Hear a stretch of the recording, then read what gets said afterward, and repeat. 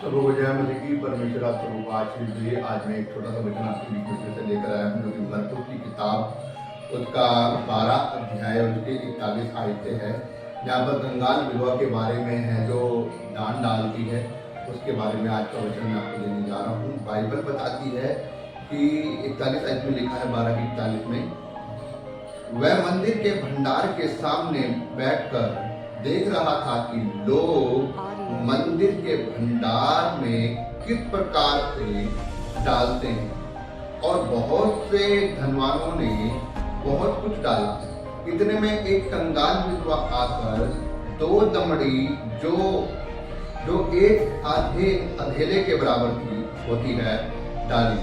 तब उसने अपने चेलों को पास बुलाकर उनसे कहा, मैं तुमसे सच कहता हूँ कि मैं मंदिर के भंडार में डालने वाली में से इस कंगाल विधवा ने सबसे बढ़कर डाला है, क्योंकि सबने अपने धन की बढ़ती में से डाला है, परंतु इसने अपनी घटी में से जो कुछ उसका था अर्थात अपनी सारी जीविका डाल दी है।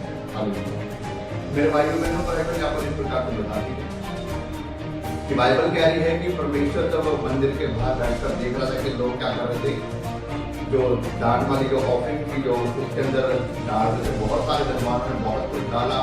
किसी ने अपनी बढ़ती में से डाला, किसी ने विश्वास में डाला, किसी ने ऑफरिंग डाली, डेट डाली, कुछ शुक्रनामा डाला, बहुत कुछ डाला, सबने अपनी बढ़ती में से डाला। लेकिन लिखा उतने में एक विधवा आई और विधवा ने क्या किया, उसके पास 2 दमड़ी थी और वो 2 दमड़ी क्या है, अधेले के बराबर थी।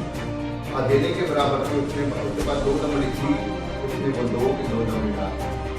प्रभु यीशु मसीह ने अपने चेलों को देखा, उसने तो अपने चेलों को बुला के कहा कि मैं तुमसे सच कहता हूँ कि इस औरत ने डालने वालों में से सबसे अधिक डाला।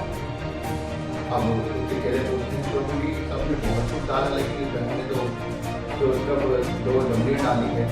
तो प्रभु यीशु मसीह कहता है कि सबने अपनी बढ़ती में से डाला है, किसने अपने मुनाफे में से डाला है, किसने शुक्रनामा डाला है, लेकिन इसके पास जो था इसने वो डाल दिया। इसके पास 2 दमड़ी थी, इसने 2 के 2 दमड़ी डाल दिया, इसके पास कुछ नहीं था। इसने अपने आगे पीछे के बारे में नहीं सोचा, इसके पास जो कुछ था इसने सब कुछ डाल दिया अपना। मतलब कि मैं आपको कहना चाहता हूँ, यहाँ पर हम एक विश्वास के विषय में करते हैं, सोचते हैं और सीखते हैं कि उसका विश्वास परमेश्वर पे था कि मेरे पास जो है मैं वो सब डाल देती हूँ, क्योंकि मुझे पता है कि मेरा परमेश्वर मुझे खिलाएगा, मुझे पता है कि मेरी सारी जरूरतों को परमेश्वर पूरा करेगा। जब उसका ये विश्वास था परमेश्वर के, और परमेश्वर ने उसको खिलाया, परमेश्वर ने उसको खिलाया, परमेश्वर ने उसकी आवश्यकता को पूरा किया। मैं यहाँ पर आपको एक बात बताना चाहता हूँ। मेरे आपको याद होगा एलिया की घटना के बारे में। एलिया की वो जो घटना थी, जो बाइबल बताती है कि जब 3.5 साल का अकाल पड़ा था और एलिया निकल कर जाता है उस विधवा के पास, जहां पर वो एक विधवा और उसका लड़का कुछ लकड़ी को भिन रहे होते हैं। सब एलिया के पास जाता है तो वो उस विधवा से कहता है, शराफत की उस विधवा से कहता है कि मुझे थोड़ा सा पानी पिला। और जब वो उसको पानी लेने के लिए जाती है तो वो कहता है मेरे लिए छोटी सी एक रोटी पका के लेके आना। बाइबल बताती है कि वो स्त्री कहती है कि मेरे पास तो थोड़ा सा ही टोकरी में तेल है और थोड़ा सा आटा है, और मैं जो लकड़ी इकट्ठी कर रही हूँ, आज रात मैं और मेरा लड़का वो एक रोटी बनाएंगे, हम उसे खाएंगे और उसके बाद मर जाएंगे। परमेश्वर का दास कहता है तुम अपने बारे में पहले मत सोच, जो मैं तुझे कह रहा हूँ पहले उसके बारे में सोच। इसका मतलब जो खुदा के दास के जो वर्ड थे, उसने खुदा के दासों के वर्ड को टाला नहीं, उसने काटा नहीं। उसने जाकर एक रोटी बनाई और खुदा के दास को लाकर और थोड़ा सा पानी दिया। खुदा के दास ने पानी पिया, उस रोटी को खाया। जब उसका मन तृप्त हुआ तो उसने उसको आशीष दी। बाइबल बताती है कि उसका ना तो उसकी खोपड़ी का तेल खत्म हुआ, ना ही उसके कनस्तर का आटा खत्म हुआ, जब तक वो आकार नहीं करा। मेरे भाइयों बहनों, यहाँ पर हम एक बात को सीखते हैं विश्वास के बारे में। मैं यहाँ पर आपको बताना चाह रहा हूँ, यहाँ पर जो लोग डाल रहे हैं, जो जब प्रभु यीशु मसीह ने अपने चेलों को बताया तो लोग अपनी बढ़ती में से डाल रहे हैं, लोग अपने दशवांशों को डाल रहे हैं, लोग अपने शुक्रनामों को डाल रहे हैं, सब अपनी बढ़ती में से अपने मुनाफे में डाल रहे हैं। लेकिन एक विधवा है यहाँ पर और वो क्या कर रही है, उसके पास 2 दमड़ी है और वो 2 दमड़ी उसके जीवन का सब कुछ था, लेकिन उसने अपने जीवन के बारे में ना सोचते हुए उसने पहले परमेश्वर के भवन में अपना 2 दमड़ियां जो थी अधेले के बराबर उसको दे दी।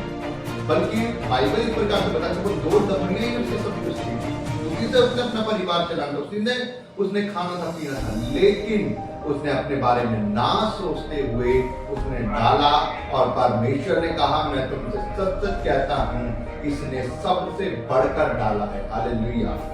मेरे भाइयों बहनों, आज हम भी क्या करते हैं, आज हम भी जब परमेश्वर के भवन में जाते हैं हम भी क्या सोचते हैं, हम अपने बारे में पहले सोचते हैं। हम सोचते हैं मेरे पास तो ये है, मैं डालूं क्या ना डालूं, मैं परमेश्वर के भवन में बोऊं या ना बोऊं।